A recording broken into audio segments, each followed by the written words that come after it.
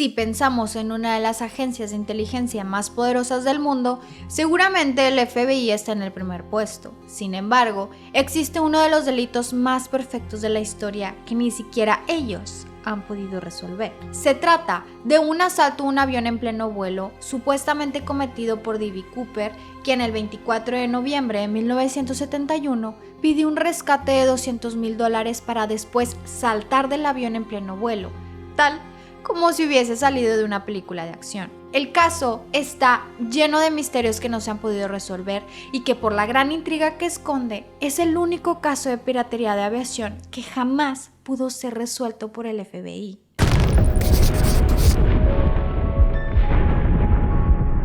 Aló, bienvenidos a La Petite Misteriosa.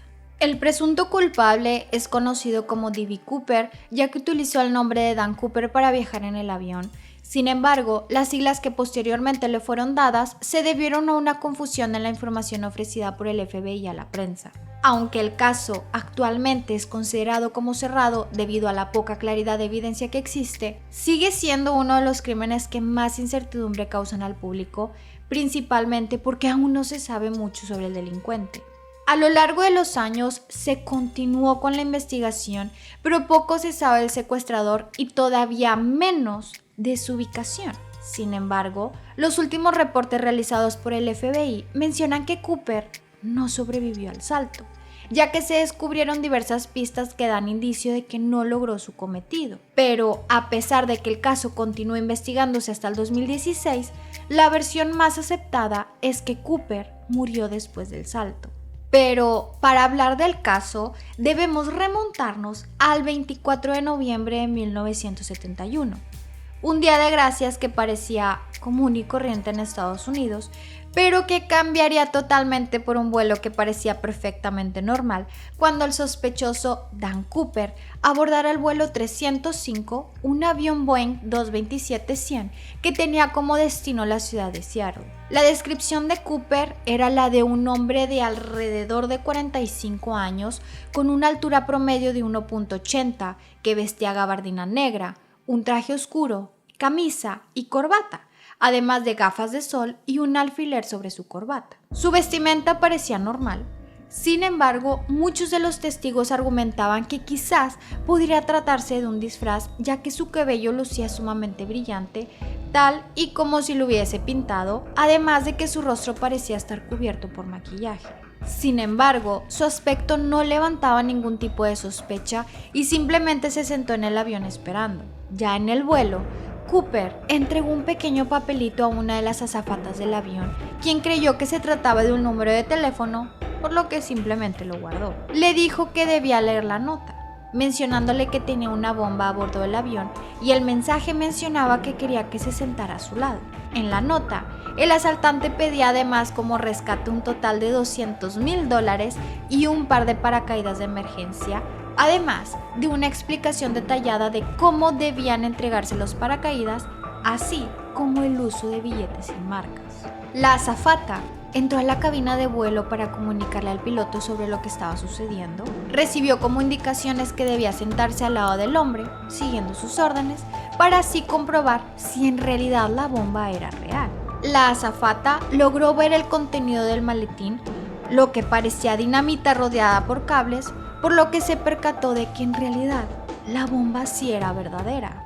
El dinero debía subirse al avión en una de las escalas del vuelo, lo que sucedió en Puget Sound, lugar donde se recolectó la cantidad. Los agentes del FBI cumplían con las solicitudes del asaltante, utilizando billetes impresos solamente en un año, además de que contenían un número de serie común, marcas diferentes que los ayudarían a encontrar posteriormente dicho rescate sin necesidad de marcarlos. Asimismo, la policía de la zona cumplió otorgándole al secuestrador los paracaídas que había solicitado, mientras Cooper simplemente se mantenía dentro del avión bebiendo un whisky en compañía de la sobrecargo Tina McClough, quien más tarde explicaría que Cooper parecía una persona amable, agradable y que incluso tras cometer el crimen había tomado atenciones con algunos de los miembros de la tripulación. Esta es una de las principales disparidades de esta historia, ya que a pesar de lo que mencionaron algunos de los testigos, el reporte del FBI decía todo lo contrario. argumentando que se trataba de un delincuente que usaba malas palabras y de mal comportamiento, lo que simplemente no coincidía con la descripción de los testigos. Regresando al vuelo, una vez las demandas de Cooper fueron cumplidas, el avión aterrizó siguiendo las instrucciones del secuestrador de usar una pista alejada de las zonas más concurridas, con las luces atenuadas, ya que de esta forma se evitarían a los francotiradores.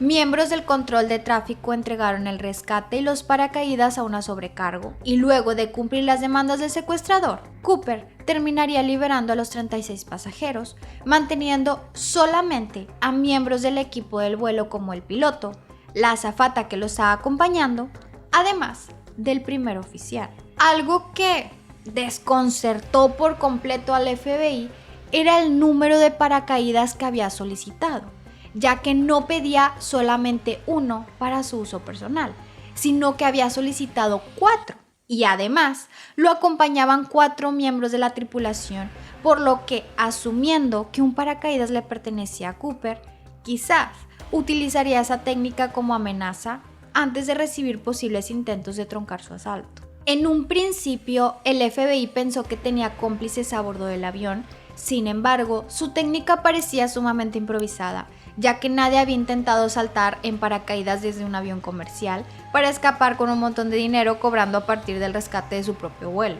También se utilizaron otras técnicas para controlar la situación, como rastrear el abastecimiento del combustible del avión o el uso de un negociador. Sin embargo, la demora hizo sospechar a Cooper, quien nuevamente hizo saber sus amenazas para retomar el vuelo. Ante los intentos del FBI por frenar la situación, Cooper tomó nuevamente el control inspeccionando que se hubiera cumplido cada una de sus peticiones, despegando nuevamente a las 19:40 horas con la intención de volar hacia la Ciudad de México a una velocidad baja y a una altitud de menos de la mitad de lo que suele ser común en los vuelos comerciales.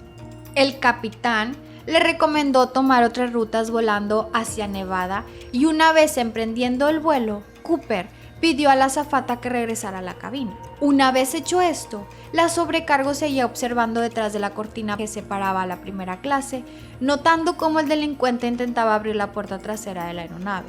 En la cabina, el capitán y el piloto notaron el cambio de presión, por lo que se dieron cuenta que había podido abrir la puerta, siendo el último avistamiento que se tuvo de Cooper, por lo que se cree que logró saltar de la nave. El FBI estimó que había saltado en la zona de Washington. Sin embargo, las condiciones eran bastante malas debido a una tormenta que se estaba dando en ese momento, así que se estima que pudo haber aterrizado en Washington o en Oregon, de acuerdo a los análisis de la velocidad y de la altura del avión en ese momento. El avión siguió volando con la puerta trasera abierta, aterrizando a las 22:15, a lo que de inmediato la aeronave fue rodeada por agentes del FBI, quienes trataron de encontrar cualquier tipo de evidencia que les permitiera dar con Cooper, detectando huellas digitales y también la corbata que estaba usando, así como colillas de cigarros que les permitiría comprobar el ADN. Con ayuda de las entrevistas a los testigos, también se logró crear un retrato hablado, el cual serviría de evidencia para la investigación posterior. La labor de búsqueda del criminal comenzó en 1971 alrededor de la zona. Sin embargo, no se encontró ningún tipo de evidencia de su aterrizaje, como su paracaídas o restos del mismo secuestrador. Debido a los cambios en las rutas, los agentes del FBI estimaron que Cooper trabajaba solo, ya que parecía no tener idea del lugar exacto donde pretendía aterrizar. Sin embargo, la búsqueda fue sumamente complicada debido a las condiciones de deshielo por la llegada de la primavera, labores que fueron realizadas por más de 200 miembros del ejército, algunos agentes del FBI y también policías locales. La búsqueda no tuvo éxito, levantando sospechas sobre si en realidad Cooper había logrado aterrizar. Además, el FBI utilizó los datos de los billetes para rastrearlos. Incluso se ofrecieron recompensas para cualquiera que detectara el uso de dichos billetes. Sin embargo, ninguna de las técnicas fue afirmativa.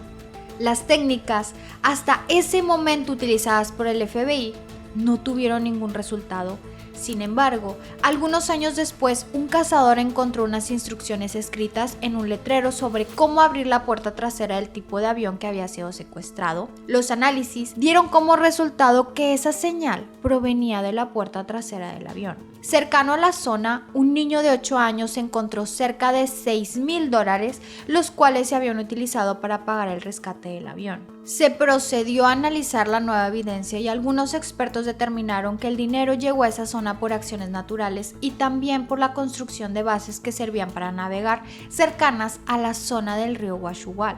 Esta evidencia ratificaba la principal sospecha del FBI de que Cooper no había sobrevivido al aterrizaje, aunque tampoco hay evidencias encontradas del resto del dinero, los paracaídas utilizados por Cooper o de su propio cuerpo. Las pocas pistas hicieron que la investigación fuera muy compleja, ya que el FBI tenía alrededor de más de 1,000 sospechosos a quienes de alguna manera se les relacionó con el perpetrador del asalto del avión, principalmente utilizando el retrato hablado, estimando también la zona donde pudo haber provenido. Algunos miembros del FBI creían que pudo haber sido algún miembro retirado de la Fuerza Aérea, ya que solamente alguien con experiencia en el paracaidismo pudo haberse arriesgado a utilizar ese método de escape.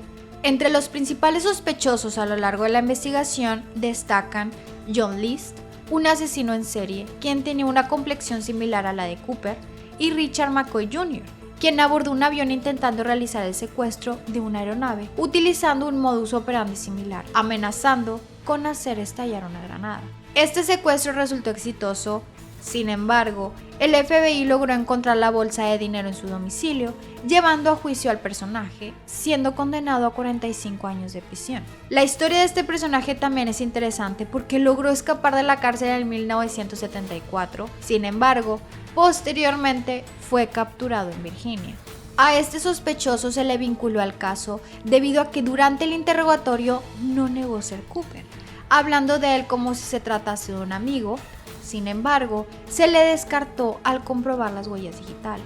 Esta conclusión del FBI fue puesta en duda por 2 exagentes quienes publicaron un libro donde afirmaban que Cooper y McCoy eran la misma persona, principalmente por lo similar de su modus operandi y también porque el alfiler que utilizó Cooper en la corbata era igual a uno encontrado entre las pertenencias de McCoy.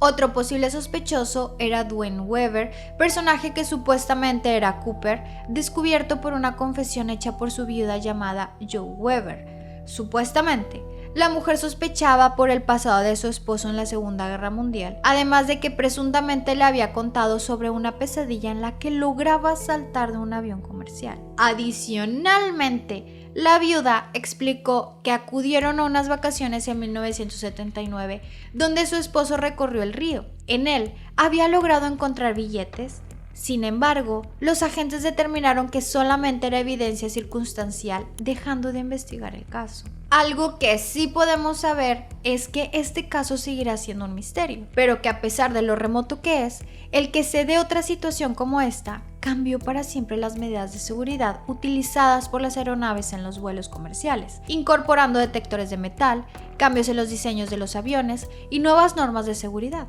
previniendo que se den nuevos secuestros bajo este modus operandi. Incluso, una de estas medidas de seguridad llevan el nombre del secuestrador, Cooper Van, la cual consiste en un mecanismo que impide que las puertas traseras de un avión puedan ser abiertas durante el vuelo.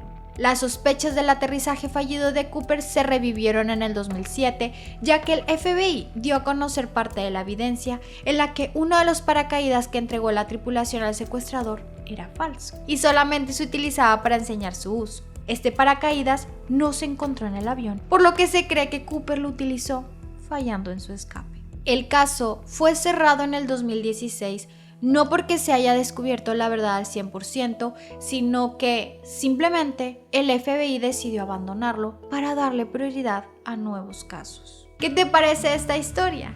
¿Crees que D.B. Cooper logró terminar el trabajo o estás de acuerdo con la especulación del FBI sobre su fracaso?